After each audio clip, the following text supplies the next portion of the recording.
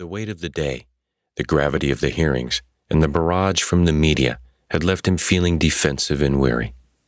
But this question, so simple yet profound, shifted something within him. He took a deep breath, his eyes searching the horizon momentarily before resting on the young reporter. "In life," he began, his voice was soft yet commanding, "I want to understand, not just for myself, but for every individual trying to find their path, those attempting to balance their passions and duties, and those who might make unorthodox choices in the face of societal expectations." The reporter stood rapt, each word resonating deeply.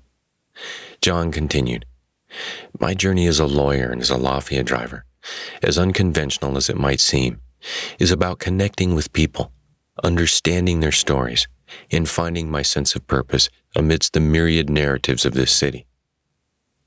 The atmosphere was thick with reflection.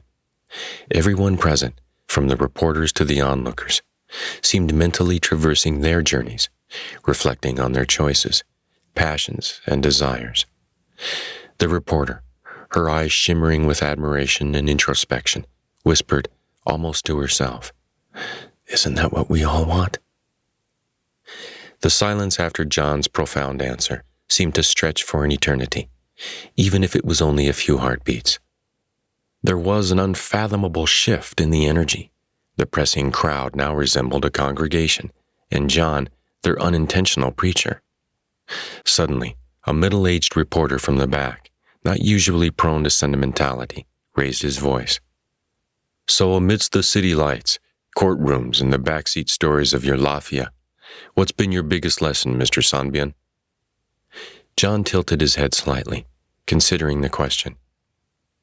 "Every person has a story," he began, carefully choosing each word. "And within each story is a universe of experiences, hopes, and fears.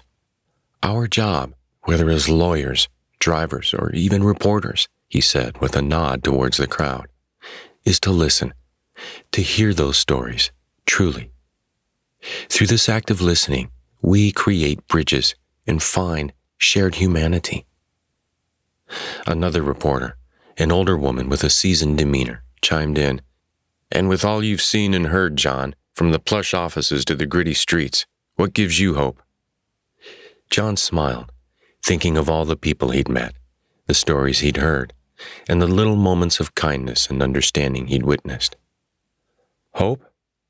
It's in the eyes of every young student I've given a ride to, passionate about changing the world. It's in the voice of every tired worker heading home after a long shift, still dreaming of a better tomorrow for their kids. It's in the laughter, tears, and silences I've shared with strangers who've become friends, even if just for a ride." His voice grew more assertive, more passionate. "Hope is everywhere if you know where to look. It's in every sunrise that kisses this city, every child's laughter echoing in the streets, and every hand extended in kindness." The thrumming energy of the city seemed to pulse in sync with his words. The reporters, so used to chasing headlines,